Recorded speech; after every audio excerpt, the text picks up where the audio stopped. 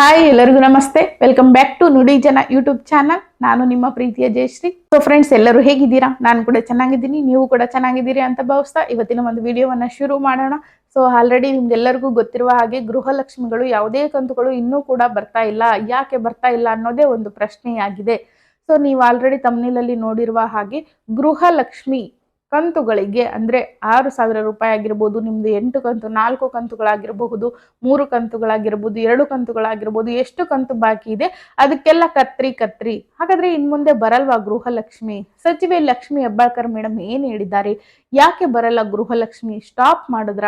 ಏನ್ ನಡೀತಾ ಇದೆ ಸರ್ಕಾರದಲ್ಲಿ? ನಿಜಕ್ಕೂ ಜನರ ಪ್ರಶ್ನೆ ಏನಾಗಿದೆ? ಸರ್ಕಾರದಿಂದ ಅದಕ್ಕೆ ಉತ್ತರ ಏನನ್ನ ಕೊಟ್ಟಿದ್ದಾರೆ? ಯಾಕೆ ಗೃಹಲಕ್ಷ್ಮಿ ಅಮೌಂಟ್ ಬರ್ತಾ ಇಲ್ಲ? ಆಷಾಢ ಮಾಸದಲ್ಲಿ ಹಾಕ್ತಿವಿ ಅಂದ್ರು, ಅದು ಕೂಡ ಆಗಿಲ್ಲ.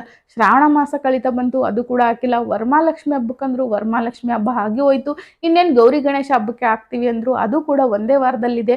ಆದ್ರೂ ಇನ್ನೂ ಕೂಡ ಗೃಹಲಕ್ಷ್ಮಿ ಅಮೌಂಟ್ ಬಂದಿಲ್ಲ. ಸೊ ಯಾಕೆ ಬಂದಿಲ್ಲ, ಏನ್ ನಡೀತಾ ಇದೆ ಸರ್ಕಾರದಲ್ಲಿ ಅನ್ನೋದನ್ನ ಈ ಒಂದು ವಿಡಿಯೋದಲ್ಲಿ ನೋಡೋಣ.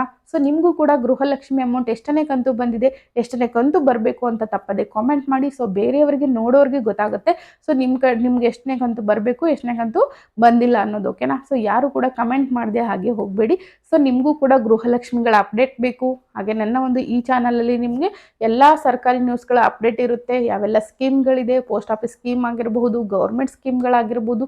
ಸೊ ಹೀಗೆ ಹಲವಾರು ರೀತಿಯಾದ ಸ್ಕೀಮ್ಗಳು ಸರ್ಕಾರದಲ್ಲಿದೆ. ನಮ್ಗೆ ಗೊತ್ತೇ ಇಲ್ಲದೆ ಇರುವಂಥ ಸ್ಕೀಮ್ಗಳು ಕೂಡ ಬೇಜಾನಿದಾವೆ. ಸೊ ಅವೆಲ್ಲವೂ ಕೂಡ ಈ ಒಂದು ವಿಡಿಯೋದಲ್ಲಿ ತಿಳಿಸ್ತೀನಿ. ಸೊ ಇದೇ ಒಂದು ವಿಡಿಯೋದಲ್ಲಿ ಅಲ್ಲ, ಮುಂಬರುವ ವಿಡಿಯೋಗಳಲ್ಲಿ ನನ್ನ ಚಾನಲಲ್ಲಿ ಎಲ್ಲ ಸ್ಕೀಮ್ಗಳ ಬಗ್ಗೆ ಆಗಿರಬಹುದು ಅಥವಾ ಎಲ್ಲ ಒಂದು ಯೋಜನೆಗಳ ಬಗ್ಗೆ ಆಗಿರ್ಬೋದು ಬರ್ತಾನೆ ಇರುತ್ತೆ.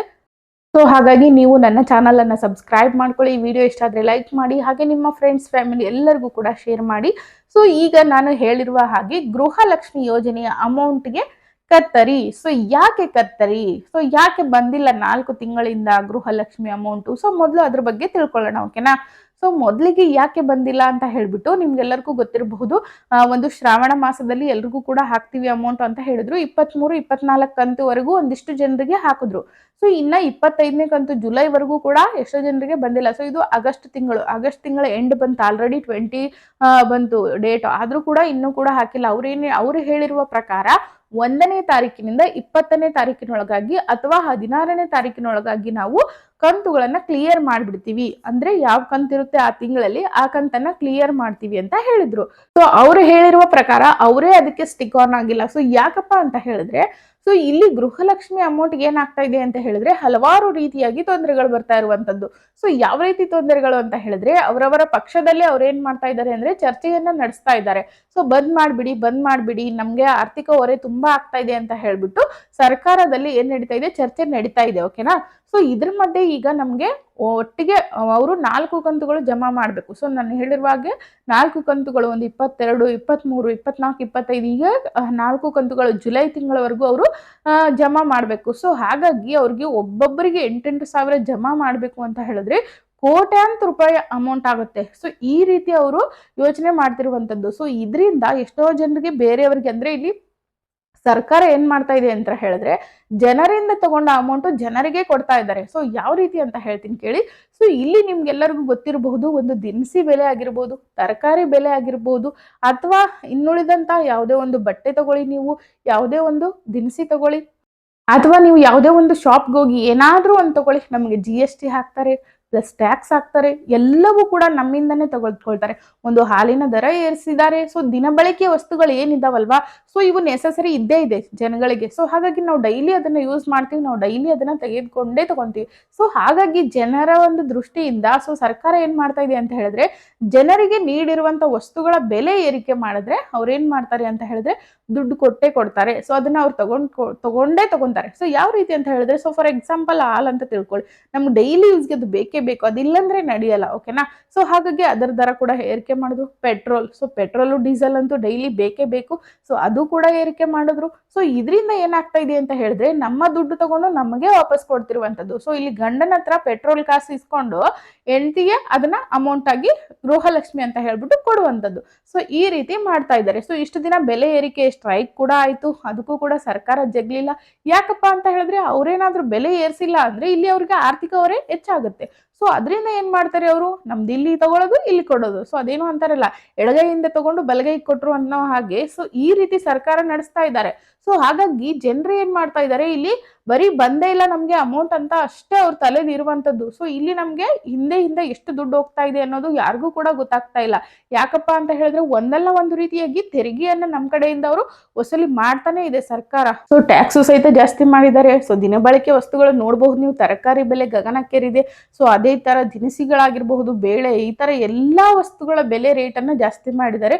ಸೊ ಇದರಿಂದ ಅವ್ರೇನ್ ಮಾಡ್ತಾರೆ, ಅಲ್ಲಿ ತಗೊಂಡಿರೋದನ್ನ ಇಲ್ಲಿ ಕೊಡುವಂತದ್ದು ಈ ಕೆಲಸ ಮಾಡ್ತಾ ಇದ್ದಾರೆ. ಸೊ ಇದರಿಂದ ಸ್ವಲ್ಪ ಜನ ಎಚ್ಚೆತ್ಕೋಬೇಕು. ನಮ್ಗೆ ಯಾವುದೇ ಕಾರಣಕ್ಕೂ ಉಚಿತ ಯೋಜನೆಗಳು ಬೇಡ, ನಮ್ಗೆ ಏನ್ ಮಾಡಿ ಎಲ್ಲಾ ಬೆಲೆಗಳ ಕಮ್ಮಿ ಮಾಡಿ ಅಂತ ಹೇಳ್ಬಿಟ್ಟು ನೀವು ಸರ್ಕಾರಕ್ಕೆ ಮನವಿಯನ್ನ ಕೂಡ ಮಾಡಬಹುದು. ಸೊ ಅದು ಕೂಡ ನಿಮ್ ಕೈಲಿ ಆದ್ರೆ ಒಂದು ಕಮೆಂಟ್ ಮಾಡಿ. ಸೊ ನಿಮ್ಗೆ ಈ ರೀತಿಯಾಗಿ ಫ್ರೀ ಆಗಿ ಕೊಡೋದು ಇಷ್ಟನಾ ಅಥವಾ ಬೆಲೆ ಕಮ್ಮಿ ಮಾಡೋದು ಇಷ್ಟನಾ ಅಂತ ಹೇಳ್ಬಿಟ್ಟು ಕಮೆಂಟ್ ಮಾಡಿ. ಸೊ ಇನ್ನ ಟಾಪಿಕ್ಗೆ ಬರ್ತೀನಿ.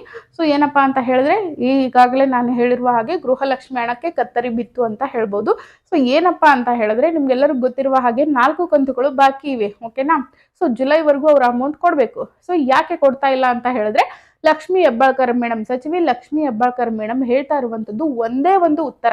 ಸೊ ಸೋಷಿಯಲ್ ಮೀಡಿಯಾದಲ್ಲಿ ಆಗಿರ್ಬೋದು, ಸುದ್ದಿಗಾರರೊಂದಿಗೆ ಮಾತನಾಡಿರೋ ಪ್ರೆಸ್ ಮೀಟ್ ಅಲ್ಲಿ ಏನ್ ಹೇಳಿದ್ದಾರೆ ಅಂತ ಹೇಳಿದ್ರೆ, ಟೆಕ್ನಿಕಲ್ ಪ್ರಾಬ್ಲಮ್. ಸೊ ನೀವೆಲ್ಲಾದ್ರೂ ಕೇಳಿ, ಅವ್ರು ಹೇಳೋದು ಇದು ಒಂದೇ ಆನ್ಸರ್. ಏನಂತ ಹೇಳಿದ್ರೆ, ಟೆಕ್ನಿಕಲ್ ಪ್ರಾಬ್ಲಮ್ ಆಗ್ತಾ ಇದೆ, ನಾವು ಆಲ್ರೆಡಿ ಅಮೌಂಟ್ ಹಾಕಿದೀವಿ, ದುಡ್ಡು ಬರ್ತಾ ಇಲ್ಲ, ಅಮೌಂಟ್ ಹಾಕಿದೀವಿ, ದುಡ್ಡು ಬರ್ತಾ ಇಲ್ಲ, ಏನ್ ಪ್ರಾಬ್ಲಮ್, ಟೆಕ್ನಿಕಲ್ ಪ್ರಾಬ್ಲಮ್, ಇದೊಂದೇ ಹೇಳ್ತಾ ಇದ್ದಾರೆ. ಸೊ ಇದರಿಂದ ಜನರಿಗೆ ಏನಾಗ್ತಾ ಇದೆ ಅಂತ ಹೇಳಿದ್ರೆ, ತೊಂದರೆ ಆಗ್ತಾ ಇದೆ. ಸೊ ಜನರು ಏನ್ ಮಾಡ್ತಾ ಇದ್ದಾರೆ, ಆಕ್ರೋಶವನ್ನ ವ್ಯಕ್ತಪಡಿಸ್ತಾ ಇದ್ದಾರೆ. ಸೊ ಬರೀ ಸುಳ್ಳು ಹೇಳ್ತೀರಾ ನೀವು, ಯಾವುದೇ ಕಾರಣಕ್ಕೂ ಆಗ್ತಾ ಇಲ್ಲ ಅಮೌಂಟ್ ಅಂತ ಹೇಳ್ಬಿಟ್ಟು. ಸೊ ಹಾಗಾಗಿ ಸಚಿವೆ ಲಕ್ಷ್ಮಿ ಹೆಬ್ಬಾಳ್ಕರ್ ಮೇಡಮ್ ಏನ್ ಹೇಳಿದ್ದಾರೆ ಅಂತ ಹೇಳಿದ್ರೆ, ಯಾವುದೇ ಕಾರಣಕ್ಕೂ ದುಡ್ಡನ್ನ ನಾವು ನಿಲ್ಸೋಲ್ಲ, ಯಾವುದೇ ಕಾರಣಕ್ಕೂ ಈ ಯೋಜನೆಯನ್ನ ನಾವು ನಿಲ್ಸೋಲ್ಲ. ಸೊ ಒಂದು ಮಹಿಳೆ, ಅಲ್ಲಿ ಇರುವಂತ ಮಹಿಳೆ ಅವರಿಗೆ ಪ್ರಶ್ನೆಯನ್ನ ಮಾಡ್ತಾಳೆ, ಏನಪ್ಪಾ ಅಂತ ಹೇಳಿದ್ರೆ, ಹಾಗಾದ್ರೆ 4 ಕಂತುಗಳಿಗೆ ಕತ್ರಿನಾ ಮೇಡಮ್ ಟೆಕ್ನಿಕಲ್ ಪ್ರಾಬ್ಲಮ್ ಇಂದ ಅಂತ ಹೇಳ್ಬಿಟ್ಟು. ಸೊ ಇಲ್ಲಿ ಸಚಿವೆ ಹೆಬ್ಬಾಳ್ಕರ್ ಮೇಡಮ್ಗೆ ಆ ಮಹಿಳೆ ಈ ರೀತಿ ಪ್ರಶ್ನೆ ಕೇಳಿರೋದು ಯಾಕೆ ಅಂತ ಹೇಳಿದ್ರೆ, ಸೊ ನಿಮ್ಗೆಲ್ಲರಿಗೂ ಗೊತ್ತಿರ್ಬೋದು, 1 ತಿಂಗಳ ಕಂತನ್ನ ಸಚಿವೆ ಲಕ್ಷ್ಮಿ ಹೆಬ್ಬಾಳ್ಕರ್ ಮೇಡಮ್ ಒಂದು ಸಾರಿ ಆರಿಸಿದ್ರು. ಸೊ ಅದರರ್ಥ ಅವ್ರೇನ್ ಮಾಡಿದ್ರು, 21, 22, 23 ಕಂತುಗಳು, 3 ಕಂತುಗಳು ಬಾಕಿ ಇತ್ತು. ಅವಾಗ ಏನ್ ಹೇಳಿದ್ರು ಅಂತ ಹೇಳಿದ್ರೆ, ಅವರು 2 ಕಂತುಗಳು ಲಿಸ್ಟ್ ಹೇಳೇ ಇಲ್ಲ. ಅಪ್ ಟು ಏನ್ ಹೇಳಿದ್ರು, ಒಮ್ಮೆ ಅವರು 23ನೇ ಕಂತು ಬರ್ಬೇಕು ನಿಮ್ಗೆ ಅಂತ ಹೇಳ್ಬಿಟ್ಟು ಒಂದು ಸುದ್ದಿಗೋಷ್ಠಿಯಲ್ಲಿ ಹೇಳಿದ್ರು. ಸೊ ಅವಾಗ ಕೇಳಿದಂತ ಪ್ರೆಸ್ ಮೀಟ್ ಅಲ್ಲಿ, ಸೊ ಇವಾಗ ಕೇಳ್ತಿರುವಂತ ಪ್ರೆಸ್ ಮೀಟ್ ಅವರು, ಸೊ ಇವಾಗ ಕತ್ರಿನಾ ಮೇಡಮ್, ಅವಾಗ 2 ಕಂತುಗಳು ಕತ್ರಿ ಆಯ್ತು, ಇವಾಗ 4 ಕಂತುಗಳಿಗೆ ಕತ್ರಿನಾ ಮೇಡಮ್ ಅಂತ ಹೇಳ್ಬಿಟ್ಟು ಪ್ರಶ್ನೆ ಮಾಡ್ತಾರೆ. ಸೊ ಅವಾಗ ಹೇಳ್ತಾರೆ ಸಚಿವೆ ಲಕ್ಷ್ಮಿ ಹೆಬ್ಬಾಳ್ಕರ್ ಮೇಡಮ್, ಸೊ ಕತ್ರಿ ಯಾವ ರೀತಿ ಹೇಳಿ ಅಂತ ಹೇಳ್ಬಿಟ್ಟು. ಸೊ ಅವಾಗ ಎಕ್ಸ್ಪ್ಲೇನ್ ಮಾಡ್ತಾರೆ ಆ ಒಂದು ಪ್ರೆಸ್ ಮೀಟ್ ಅಂತ ಮಹಿಳೆ. ಸೊ ಅವಾಗ ಹೇಳ್ತಾರೆ, ಇಲ್ಲ, ಯಾವುದೇ ಕಾರಣಕ್ಕೂ ಆ ರೀತಿ ಇಲ್ಲ. ಸೊ ನಾನೇನೋ ಕನ್ಫ್ಯೂಷನ್ ಮಾಡ್ಕೊಂಡು ಆ ತರ ಹೇಳಿದ್ದೀನಿ. ಸೊ ಮುಂದೆ ಕೂಡ ನಾನು ಅದನ್ನ ಕ್ಲಾರಿಟಿಯನ್ನ ಕೊಟ್ಟಿದ್ದೀನಿ. ನಿಮ್ಗೆ ಇಷ್ಟು ಕಂತುಗಳು ಬರ್ಬೇಕಿತ್ತು, ನನಗೆ ಕ್ಲಾರಿಟಿ ಇರ್ಲಿಲ್ಲ. ಸೊ ಹಾಗಾಗಿ ನಾನು ಆ ರೀತಿ ಮಾತಾಡದೆ. ಸಚಿವೆ ಲಕ್ಷ್ಮಿ ಹೆಬ್ಬಾಳ್ಕರ್ ಮೇಡಮ್ ಅವರು ಅವಾಗ್ಲೇ ಕ್ಲಾರಿಟಿಯನ್ನ ಕೊಟ್ಟಿದ್ದೀನಿ ನಾನು ಅಂತ ಹೇಳ್ಬಿಟ್ಟು ಹೇಳ್ತಾರೆ. ಸೊ ಅವಾಗ ಇವಾಗೂ ಕೂಡ ಅದೇ ಹೇಳ್ತೀರಾ, ಅದೇ ಒಂದು ಪ್ರಾಬ್ಲಮ್ ಆಗ್ತಾ ಇದೆಯಾ ಅಂತ ಕೇಳಿದಾಗ, ಸೊ ಅವರು ಅದೇ ಪ್ರಾಬ್ಲಮ್ ಹೇಳ್ತಾರೆ. ಹೌದು, ಈಗೂ ಕೂಡ ಟೆಕ್ನಿಕಲ್ ಪ್ರಾಬ್ಲಮ್ ಇಂದಾನೆ ಲೇಟ್ ಆಗ್ತಾ ಇರುವಂತದ್ದು. ನಮ್ಮ ಸರ್ಕಾರ ಕಡೆಯಿಂದ ಯಾವುದೇ ರೀತಿಯಾಗಿ ನಿಮ್ಗೆ ತೊಂದರೆ ಆಗ್ತಾ ಇಲ್ಲ, ನಾವು ಆಲ್ರೆಡಿ ಅಮೌಂಟ್ ತಿಂಗಳಿಗೆ ಕರೆಕ್ಟ್ ಆಗಿ ಆಗ್ತಾ ಇದೀವಿ. ಸೊ ಅದು ಟೆಕ್ನಿಕಲ್ ಪ್ರಾಬ್ಲಮ್ ಇಂದ ಒಂದಿಷ್ಟು ಜನರಿಗೆ ಬರ್ತಾ ಇದೆ, ಒಂದಿಷ್ಟು ಜನರಿಗೆ ಬರ್ತಾ ಇಲ್ಲ ಅಂತ ಹೇಳ್ಬಿಟ್ಟು ಬರೀ ಇದೇ ರೀಸನ್ನೇ ಕೊಡ್ತಾ ಇರುವಂತದ್ದು. ಸೊ ಈ ರೀತಿಯಾಗಿ ಸುದ್ದಿಗೋಷ್ಠಿಯಲ್ಲಿ ಸಚಿವೆ ಲಕ್ಷ್ಮಿ ಹೆಬ್ಬಾಳ್ಕರ್ ಮೇಡಮ್ ಸ್ಪಷ್ಟನೆಯನ್ನ ಕೊಟ್ಟಿದ್ದಾರೆ, ಓಕೆನಾ.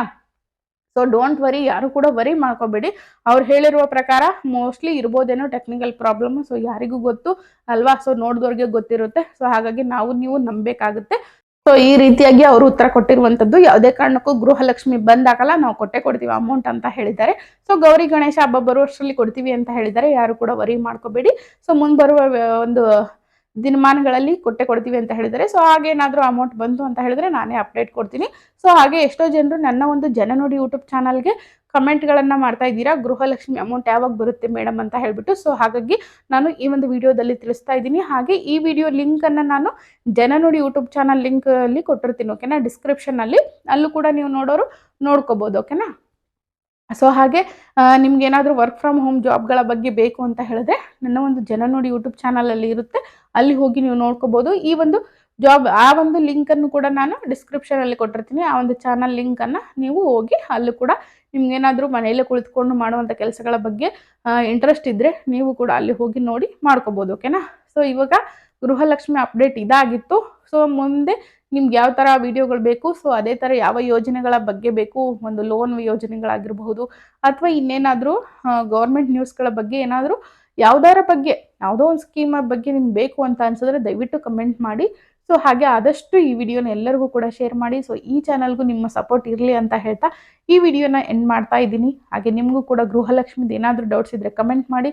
ಸೊ ಸಿಗ್ತೀನಿ ಮತ್ತೊಂದು ವಿಡಿಯೋದೊಂದಿಗೆ. ಅಲ್ಲಿವರೆಗೂ ನನ್ನ ಚಾನಲನ್ನು ಸಬ್ಸ್ಕ್ರೈಬ್ ಮಾಡ್ಕೊಂಡು ನೋಡಿ ಅಂತ ಹೇಳ್ತಾ ಎಲ್ಲರಿಗೂ ನಮಸ್ತೆ.